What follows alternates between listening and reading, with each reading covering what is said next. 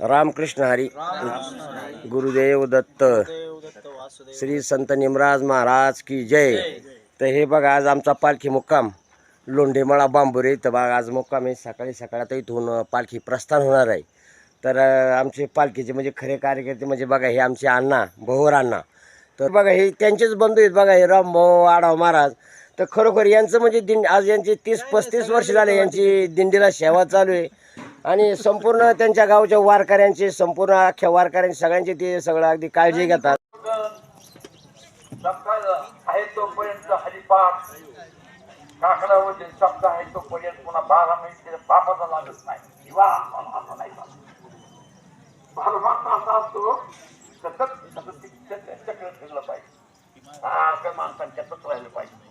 आणि एकदा सवय लागली का नाही नामचिंतनाची तुम्ही नामचिंतन जर नाही करायला ठरविला तरी ती तुम्हाला जमत पडून देणार नाही।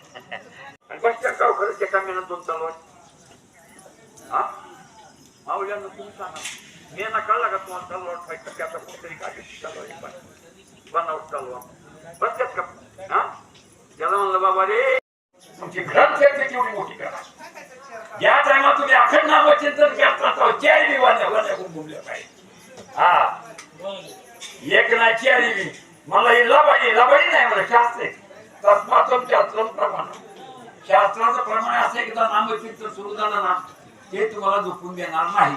आणि वाढीत जाताना एवढंच केलं पाहिजे मला शिस्त दिलेली वाटती बाकीच्या म्हणजे मिळत नाही काय होते पुढं पडतात काय मागे पडतात काय ठीक आहे आंघोळ होत्या पुढचं पहिलं पाणी स्वाटे जायचं पुढं पाणी थोडं कमी बी आहे पाऊस कमी झालाय पुढं होईल ते स्नान वगैरे होतं ठीक आहे पण दिंडी एकदा चालू झाली का दिंडी सगळे चालेल अगदी घुमसत चालली पाहिजे नामचिंतन करून दिंडी नाही तर प्रपंच गप्पा मारायचे आणि तुझं कसं बाई माझं कसं येतोय तुमचं वाटलं होतं पण त्याला किशोर व्हायचा असली बस आता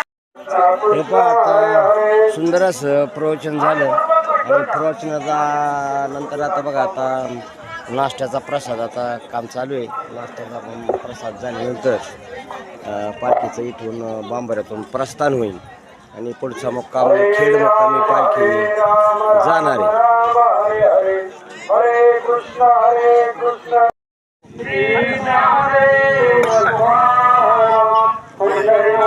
भगवान की जय माऊली ज्ञानेश्वर महाराज की जय जगद्गुरु महाराज की जय निमराज महाराज की जय जगद्गुरु तात्या महाराज की जय।